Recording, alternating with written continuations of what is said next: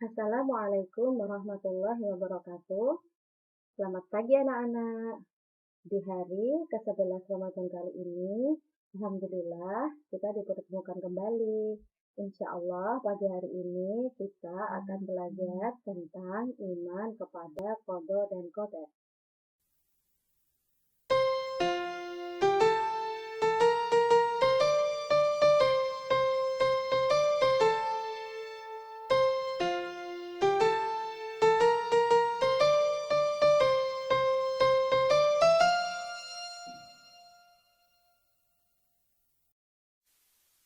اللهم أحينا بالإيمان اللهم أميتنا بالإيمان اللهم احشرنا بالإيمان وأدخلنا الجنة مع الإيمان Ya Allah hidupkan kami dengan iman Ya Allah matikan kami dalam iman Ya Allah bangkitkan kami dengan iman Dan masukkan ke syurga-Mu dengan iman Allahumma ahyina bil iman Allahumma amitna bil iman Allahumma ahsyurna bil iman Wa adkhilna al jannata ma'al iman Ya Allah hidupkan kami dengan iman Ya Allah matikan kami dalam iman Ya Allah bangkitkan kami dengan iman Dan masukkan ke syurga-Mu dengan iman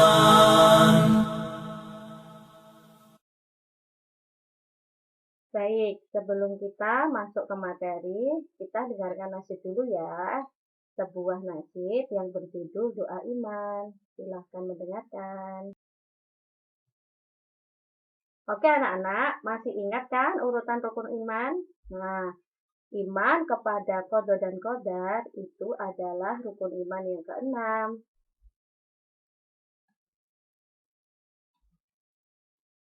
Apa sih yang disebut dengan qada dan qadar?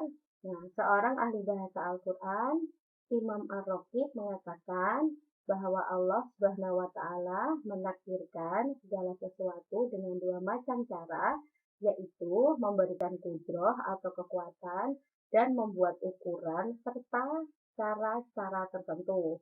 Qada dan qadar biasa dikenal dengan sebutan takdir Allah. Dalam Al-Quran, Surah Al-Hadid ayat 22, Bismillahirrahmanirrahim. Ma asaba min musibatin fil ardi wala fi anfusikum illa fi kitabim min qabli an nabra'aha inna dzalika 'ala Allah yasir.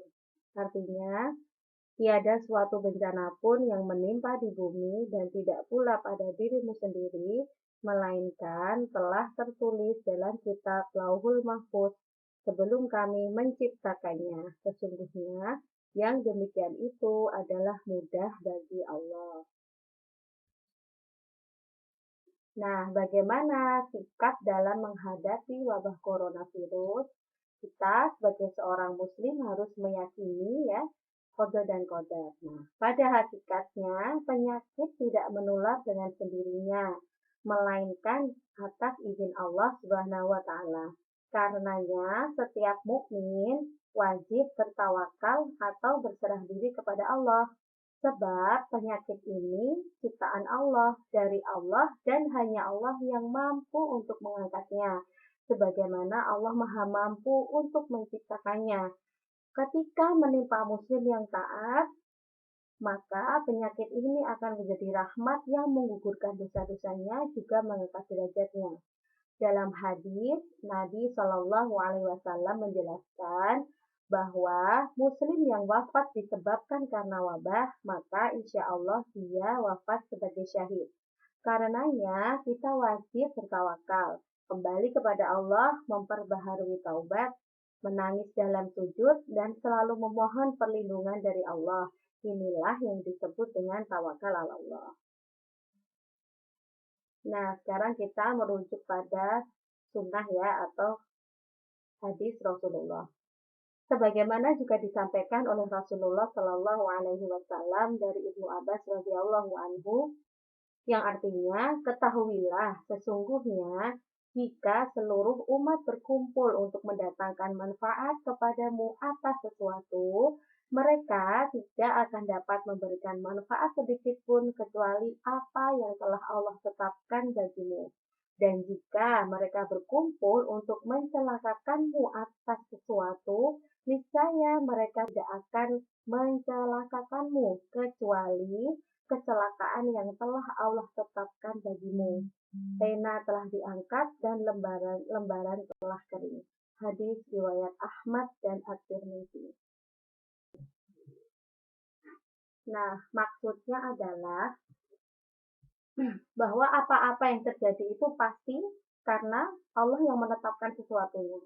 Misalnya ya, ada sebuah pertempuran di dunia ini. Seperti perang Badar misalnya. Itu kan, Masya Allah ya, terjadinya juga di bulan Ramadan. Ada riwayat yang menyebutkan tanggal 17 Ramadan. Ada riwayat lain ya. Tapi setahu Bidatur masih sekitar Ramadan itu ya, sekitar tanggal 17.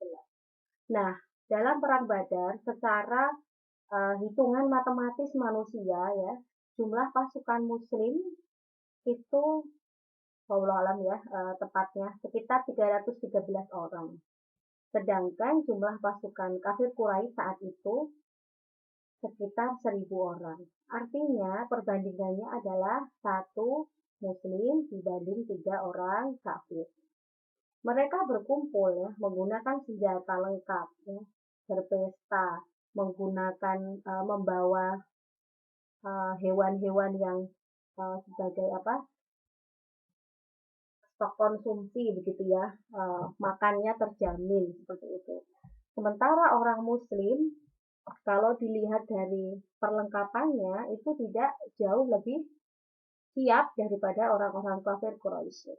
Maka saat itu hadis ini berlaku begitu ya, bahwa mereka mau mengumpulkan orang seberapapun jumlahnya itu tidak akan mendatangkan ya sebuah kecelakaan terhadap orang-orang muslim. Kenapa? Karena Allah ya memberikan pertolongan dan menetapkan bahwa saat di perang Badar itu orang muslimlah yang menang. Masya Allah ya. Begitu pula dengan kondisi kita begitu ya. Mau ada virus corona dimanapun itu, kalau kita berikhtiar dan Allah memang menjaga kita dari virus corona, maka insya Allah kita tidak akan kena. Tapi catatannya adalah kita tidak boleh sombong ya, tidak boleh sombong, menganggap remeh dan lain sebagainya. Namun tetap waspada dan berikhtiar untuk menjemput takdir yang baik. Artinya kita husnuzon dan berusaha untuk tidak sakit. Ya, qada dan qadar merupakan rahasia Allah. Hanya Allah saja yang mengetahuinya. Oleh karena itu, sebelum terjadi takdir, kita harus berusaha atau ikhtiar. Jika kita sudah berusaha, ternyata kejadian itu masih menimpa kita, berarti itu yang disebut dengan takdir dari Allah. Sikap kita sebagai seorang mukmin adalah menerima dengan sabar dan ikhlas. Contoh, apabila teman-teman ya sudah belajar, sudah berdoa, sudah mempersiapkan ulangan dengan baik ya. Namun qadarullah nilai ulangannya belum baik ya, padahal sudah sekuat tenaga untuk mengikhtiarkannya. Nah, ini bukan semata-mata karena ternyata saya itu nggak bisa dan lain sebagainya, bukan ya.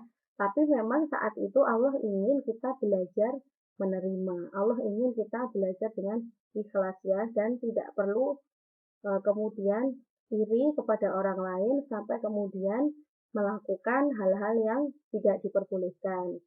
Misalnya aku ingin nilainya lebih baik daripada temanku yang ini, tapi caranya dengan mencontek ya, atau caranya dengan yang tidak yang haram ya, pokoknya hal-hal yang membuat nilai itu menjadi tidak halal bagi kita, sehingga efeknya kita akan terus melakukan keburukan itu demi mencapai tujuan yang diinginkan gitu ya, yakni nilai ulangannya baik. Padahal inti dari pembelajaran itu tidak hanya di akhirnya di ulangan yang nilainya baik ya, tapi kita menjadi pribadi yang menerima takdir Allah, itulah penilaian yang sesungguhnya. Nah, sekarang takdir ya, tentang takdir.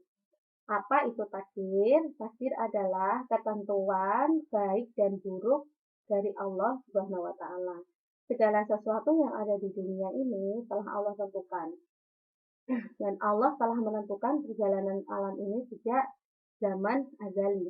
Ketentuan baik dan buruk pada manusia lazim disebut dengan takdir atau gabungan antara qada dan qadar. Nah, sekarang pembagian takdir. Satu, ada takdir mubrom. Takdir yang tidak dapat dicegah atau dielakkan oleh manusia, walaupun dengan usaha yang bagaimana saja, seperti jenis kelamin bagi calon bayi yang lahir. Ini sudah Allah tentukan ya, laki-laki atau perempuannya. Adapun teknologi zaman sekarang, misalnya pengen anak perempuan, kemudian pakai apa usaha ini usaha itu gitu ya, pakai treatment ini treatment itu, ya mungkin saja bisa terjadi ya, tapi sesungguhnya Allah telah menentukan jenis kelamin bayi tersebut.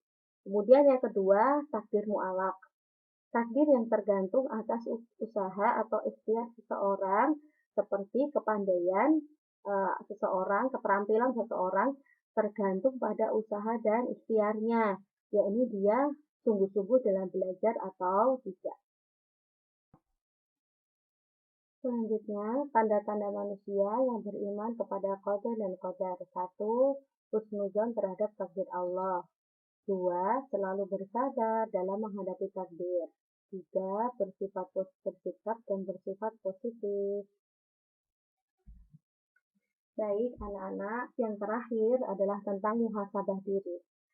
Dan kehendak Allah yang terjadi itu tidak mungkin menzalimi makhluknya, walaupun bisa saja mungkin membuat kita atau suatu masyarakat kecewa.